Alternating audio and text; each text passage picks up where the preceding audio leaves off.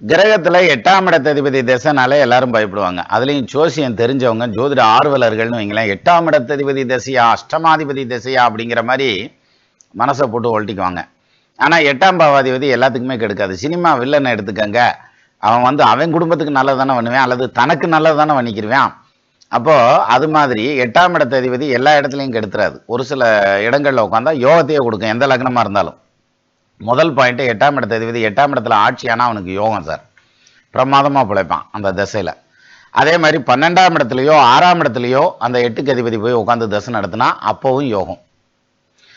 அப்போ இந்த 3 இடம் இல்லாம 6, 8, 12 இல்லாம வேற எங்க உட்கார்ந்திருந்தாலும் பாதிக்குமா அப்படின்னா பாதிக்கிறதுக்கு அமைப்பு இருக்கு. ஆனா எல்லாத்துக்கும் பாதிக்காது. என்ன காரணம்னா இப்ப கேந்திரத்திலேயோ திரிகோணத்திலேயோ உட்காந்துருக்கு. 1, 4, 7, 10ல உட்காந்துருக்கு. 1, 5, 9ல உட்காந்துருக்கு 8ஆம் பாவாதிபதி. அப்ப பாதிக்கும். அது வக்ரம் ஆயிருச்சுன்னு வைங்களேன், யோகம் ஆயிரும்.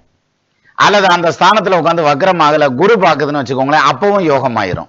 இப்ப நல்லா கவனிங்க, 8க்கு அதிபதி திசை கொடுக்குமா கெடுக்குமா அப்படின்னாக்க இந்த மாதிரியான சுச்சுவேஷன்ல கொடுக்க ஆரம்பிச்சிடும். பொருளாதாரமாகட்டும், மரியாதையாகட்டும், சொத்து சுகமாகட்டும், உடல் ஆரோக்கியமாகட்டும் எல்லாத்தையும் அள்ளி கொடுக்கும். சார் 8க்கு அதிபதி திசை கொடுக்கும் சார்.